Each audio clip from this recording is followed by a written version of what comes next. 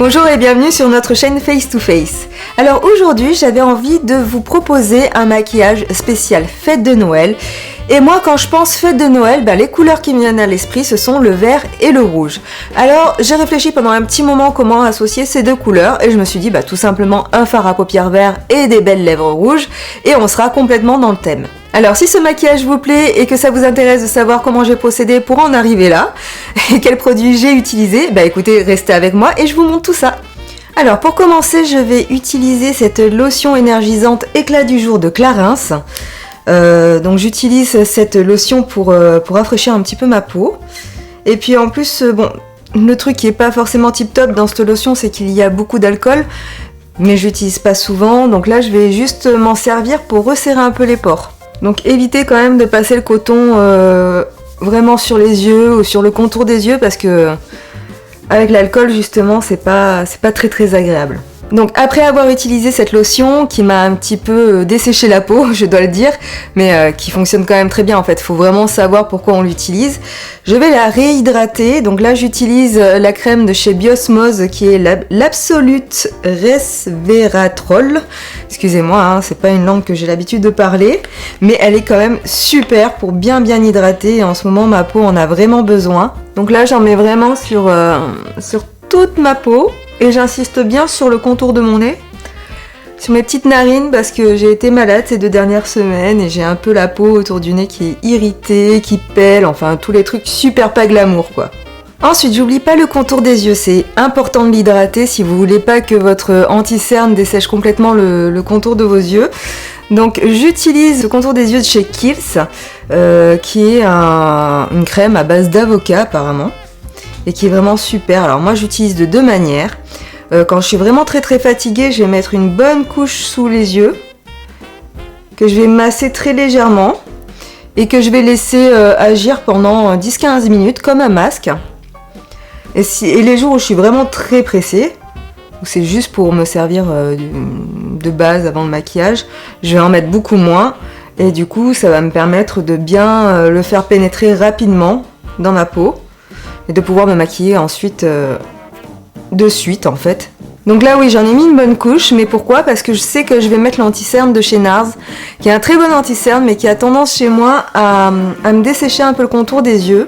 Donc voilà, pour l'hydratation c'est fini, maintenant je passe à la base de maquillage qui est indispensable si vous voulez que votre make-up tienne le plus longtemps possible, avec The Makeup Primer Spray de Skindinavia. Décidément, j'ai du mal avec les marques en ce moment, donc c'est un petit spray comme ça qu'Emilie m'a très gentiment donné pour que je puisse le tester.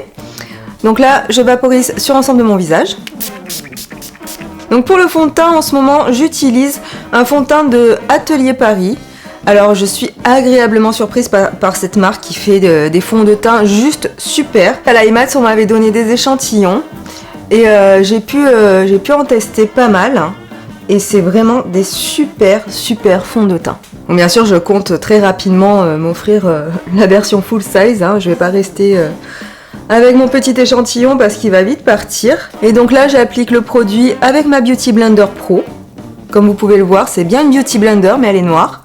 Elle est faite spécialement pour les pros. Donc vous voyez, j'ai plutôt tendance à tapoter mon fond de teint parce que cette fois-ci, je veux vraiment une bonne couvrance. Après, si j'avais voulu vraiment une couvrance plus légère, j'aurais plutôt étiré mon fond de teint. Mais bon, là, comme je sais que je vais faire un gros maquillage, je veux vraiment un teint parfait. Alors, pour l'anti-cerne, comme je vous l'ai dit tout à l'heure, je vais utiliser l'anti-cerne éclat de chez NARS. Donc là, c'est en teinte Vanilla, pour ceux qui seraient intéressés. Et je vais vous donner mon petit secret que je fais en ce moment tous les jours, c'est-à-dire que je mélange mon anti-cerne avec le High Beam de chez Benefit, donc c'est un highlighter, et ensuite je prends mon anti-cerne et je le mélange avec. Donc j'aime bien cette technique car ça permet à l'anti-cerne d'être moins costaud et d'être beaucoup plus lumineux, même s'il est déjà, c'est pas une obligation de faire ce que je fais, mais moi c'est vraiment un truc dont je ne peux pas me passer en ce moment car je trouve que ça réveille vraiment le regard. Et ce que je fais, c'est que je descends vraiment jusqu'au haut de la pommette, et après je reprends ma Beauty Blender et je fonds le tout. Alors avec ce qui me reste de produit sur le pinceau, je vais finir de faire quelques petits points de lumière. Donc là c'est au coin interne de l'œil. Et un peu au coin externe aussi. Des fois je me maquille, je fais juste le teint et un peu de mascara et l'anti-cerne comme ça pour bien réveiller le regard et c'est génial, ça donne vraiment bonne mine. Et avant de poudrer, je vais mettre une légère touche de bronzer avec la poudre bronzante de My Little Beauty. Mais comme je veux pas que ce soit trop marqué, je la mets avant la poudre. Comme ça, si je poudre par-dessus, enfin en poudrant par-dessus, je veux dire, excusez-moi, ça va atténuer en fait ce côté trop marqué comme vous pouvez le voir là. Et ça va me faire un petit côté bronzé mais tout en légèreté. Donc j'en mets un peu aussi à la racine des cheveux. C'est pas grave si c'est pas très bien fait, je vais revenir après avec ma houppette pour bien estomper le tout. Donc là maintenant avec ma houppette et ma poudre libre Make Up For Ever en teinte numéro 12, je vais poudrer pour fixer mon fond de teint et aussi atténuer l'effet poudre bronzante. Donc pour la houppette, ce que je fais c'est que je presse bien la poudre sur ma peau pour bien incorporer la poudre dans le fond de teint. N'oubliez pas de bien poudrer les ailes du nez aussi, parce que c'est un endroit qui a vraiment tendance à regresser dans la journée. Donc là vous voyez, je prends un pinceau pour poudrer le contour des yeux, hein. J'y vais pas avec la houppette parce que c'est une plus petite zone. Et c'est plus pratique et plus précis. Et j'en mets moins surtout. Donc maintenant je brosse un peu mes sourcils pour enlever l'excès de fond de teint et de poudre qui a pu se coincer dedans. Pour déjà y voir un peu plus clair au niveau des sourcils. Et je pense que je vais pas faire tout de suite mes sourcils. Je vais déjà maquiller mes yeux. Ça me laisse de la place et après je ferai la forme de mes sourcils en conséquence. Donc je vais d'abord appliquer une base pour fard à paupières de chez Benefit qui est la Stay Don't Stray. Alors vous devez rigoler parce que je vous montre que des miniatures depuis tout à l'heure, mais c'est normal parce que en fait ce sont des petits produits que j'ai eu l'année dernière dans mon calendrier de l'Avent Benefit. Donc là je tapote très peu de produits sur ma paupière mobile. Au mieux en mettre pas beaucoup, ça accroche quand même très bien. Et c'est largement suffisant, il n'y a pas besoin d'en mettre 3 tonnes sur la paupière. Hein. Donc maintenant pour ma structure, je vais utiliser ce fard à paupières de la Cocoa Blend de chez Zoeva qui est le Substitute for Love. Donc là je prends un pinceau flouteur et j'applique directement le fard à paupières dans ma structure. Donc vous voyez, je pars de l'extérieur et je reviens vers l'intérieur. Mais j'appuie vraiment pas fort parce que je veux que ce soit une légère ombre. Vous voyez comme ceci. Il suffit juste de suivre le pli de votre paupière et de passer au-dessus. N'allez pas jusqu'au sourcil, hein, parce qu'on tient quand même à avoir un point de lumière. Il faut quand même qu'il reste une petite zone beige ici. Alors maintenant, avec un crayon noir de chez Arc-en-Ciel, le Star Liner en waterproof, je vais faire le ras de mes cils supérieurs. Donc un peu à la manière d'un eyeliner, sauf que je ne vais pas étirer le noir. Je vais juste mettre du noir au ras de mes cils. Donc si c'est pas super bien fait, c'est pas grave. Le but c'est que quand même vous ne fassiez pas un trait trop épais pour pas que ça vous mange complètement la paupière mobile. Maintenant avec un pinceau plat, je vais dégrader légèrement mon noir. Ce noir en fait va me servir de base par la suite pour le fard à paupières vert. Voilà, j'ai dégradé mon noir. Maintenant je vais utiliser un fard à paupières vert de la marque Sleek qui est de la palette Ultra Matte V2. Donc là, j'utilise toujours le même pinceau. Je pars donc du coin externe de mon œil. Je mets le pinceau en oblique pour avoir déjà une belle petite forme. Et ensuite, je ramène le fard à paupières vers l'intérieur de l'œil. J'appuie au coin externe pour avoir plus d'intensité. Et au fur et à mesure que je reviens vers l'intérieur, je relâche la pression de mon pinceau pour avoir déjà un joli dégradé. Je prends mon pinceau flouteur que j'ai utilisé tout à l'heure et je commence déjà à dégrader légèrement mon vert dans ma structure. Et je n'hésite pas petit à petit à rajouter du vert pour avoir l'intensité que je veux. Donc bien sûr, j'adapte la forme par rapport à la forme de mon œil. Donc moi j'aime bien étirer un peu mes yeux pour éviter d'avoir une forme trop ronde. Donc je dégrade bien mon vert avec mon beige. J'ai pas mis de beige, hein, mais c'est une façon de parler.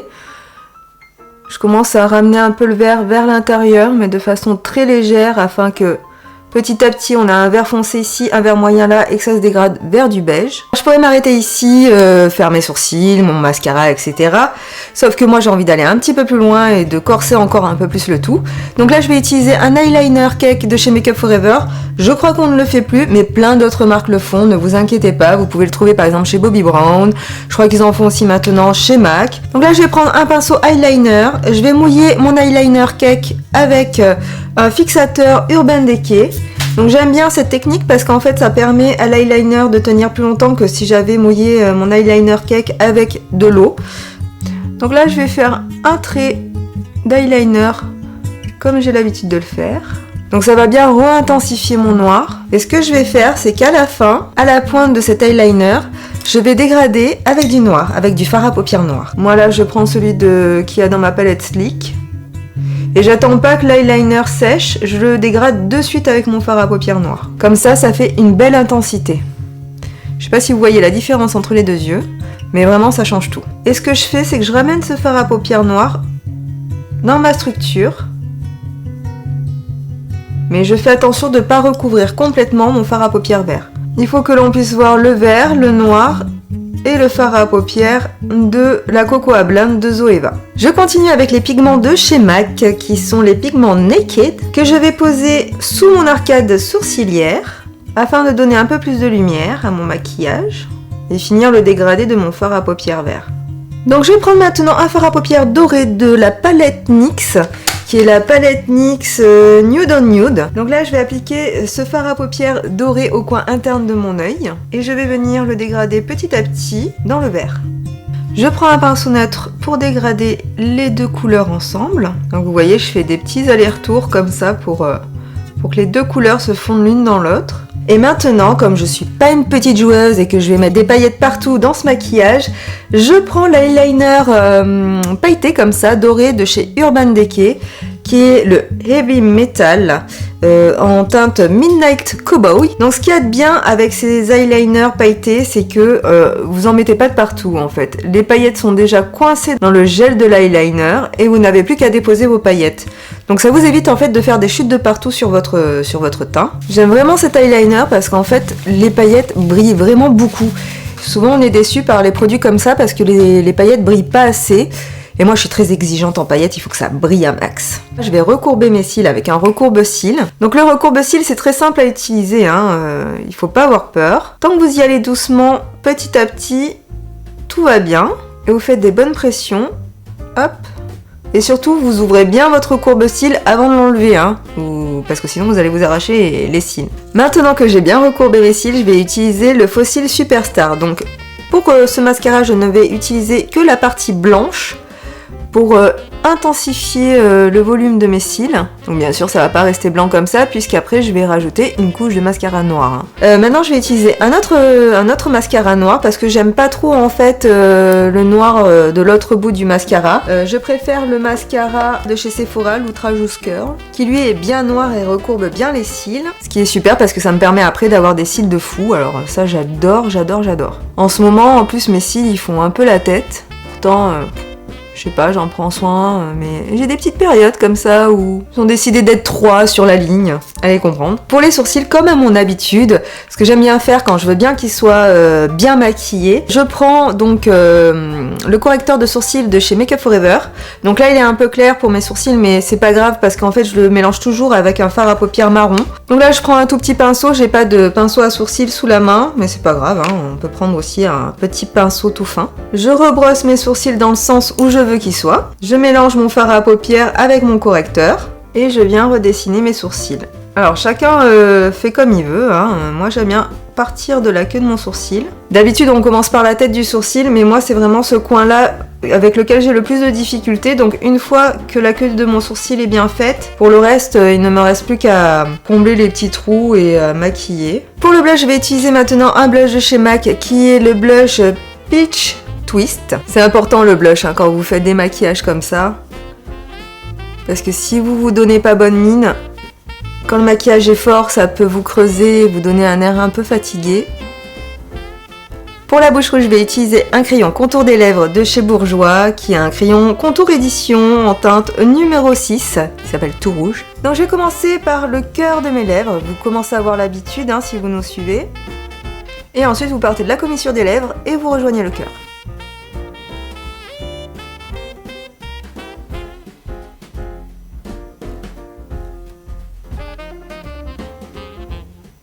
Une fois que vous avez fait tout le tour, vous crayonnez l'intérieur des lèvres. Pour que la couleur soit bien homogène, vous prenez un pinceau pour les lèvres et vous étalez la matière. Et comme je veux pousser le truc encore plus loin, je vais mettre des paillettes rouges sur ma bouche rouge.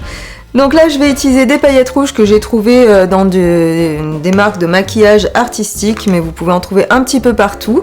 Et je vais mélanger ces paillettes à un gloss transparent. Donc là, vous prenez n'importe quel gloss transparent, c'est pas la peine que je vous donne une marque en particulier. Donc je mélange mes paillettes rouges à mon gloss transparent. Et je viens les mettre au centre de ma bouche pour donner plus de volume à mes lèvres. Dans mes cheveux, je rajoute des petites branches de houx comme ça, afin d'avoir un côté plus stylé Noël, que je coince avec des épingles. Bon, je sais qu'Alexandre n'approuve pas du tout cette coiffure, mais je serais tentée de vous dire, c'est pas grave. Moi, ça m'éclate. Et voilà, marrant, non? Enfin, moi j'aime bien. Après, chacun fait ce qu'il veut, hein. Voilà, ce tuto est terminé, j'espère qu'il vous plaît, j'espère que ça va vous inspirer pour vos propres make-up pour les fêtes. Moi en tout cas, je me suis éclatée à le faire. Bien sûr, comme d'habitude, je tiens à préciser que vous n'êtes pas obligé de faire tout ça. Si vous avez envie de faire juste une bouche rouge avec des paillettes rouges, vous pouvez ne faire que ça. Et si ce tuto vous a plu, n'hésitez pas à le liker, moi ça me fait toujours plaisir, parce que bon, on n'a pas toujours envie de laisser un commentaire, alors un petit pouce, ça prouve que vous êtes passé par là et que vous avez vu la vidéo. En tout cas, je vous souhaite de très bonnes fêtes, ou de bien profiter de ces vacances de fin d'année pour profiter de votre famille et de vos amis. Moi je vous fais de très gros bisous et je vous dis à très bientôt sur Face to Face. Bye bye!